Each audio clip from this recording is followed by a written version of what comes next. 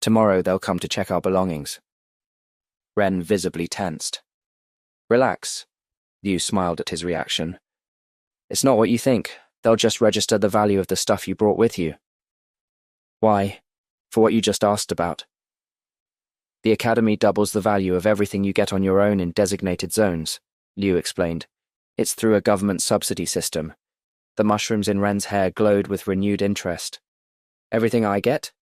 Everything you obtain with your own hands, yes. Things from your parents or inherited wealth don't count. Only what you gather or process here yourself. It's like a performance scholarship.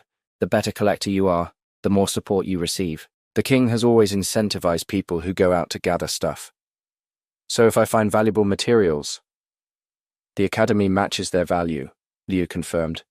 That's why they record what you bring at the start, to know what you obtained afterward on your own.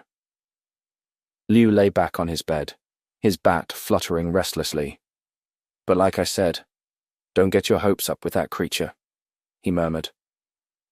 The mushrooms in Ren's hair pulsed softly, as if responding to his growing determination. What if you're wrong? He asked. What if there's more to spores than everyone believes? Liu looked at him for a long moment. Then, he said finally, you'll have to find a way to prove it. But I warn you, the Academy doesn't waste resources on empty hopes and promises. Ren thought that they weren't empty promises. He just needed a chance to prove it. And as that thought took shape, the mushrooms in his hair pulsed again, reminding him of the secret that lay beneath their feet.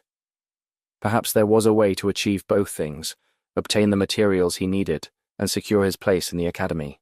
Did you hear that? Min flopped onto his bed, his water snake materializing like a blue ribbon around his neck. They double what we find, and 100 crystals daily at silver. With that I could. Don't get your hopes up, Taro muttered. First, you have to get there. Oh, come on, Min smiled, turning toward Taro, who was quietly organizing his things. Don't tell me you haven't dreamed about it. Imagine what you could do with your beetle in the mines. Taro just mumbled something inaudible and continued meticulously arranging his tools.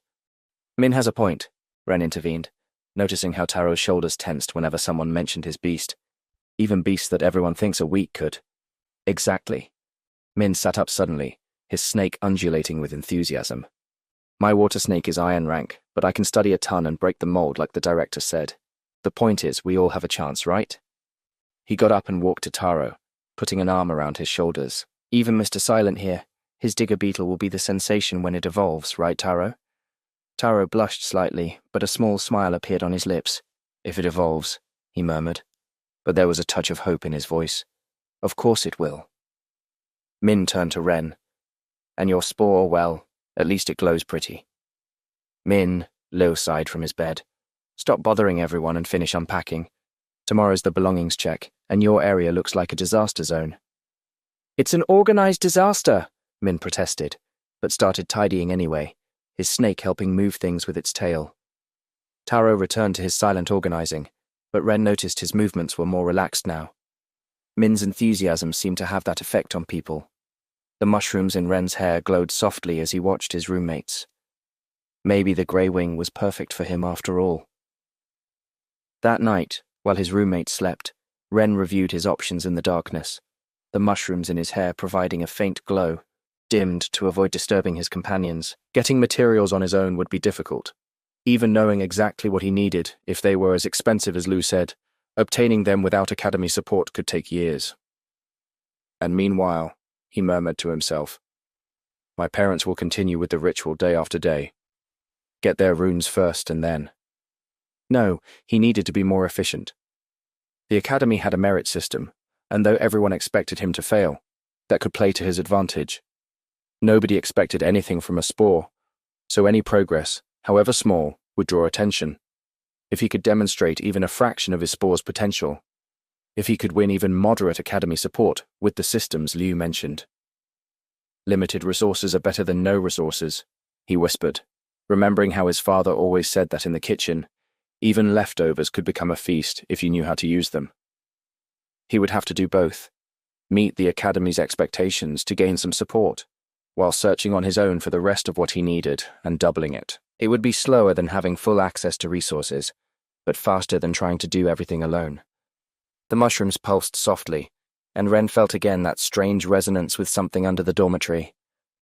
One step at a time, he reminded himself. First, prove this student is worth at least the support. Tomorrow will be the first classes. His first chance to show that the rotting boy might not be as useless as everyone thought. He closed his eyes, but his mind kept working, plotting plans, calculating possibilities.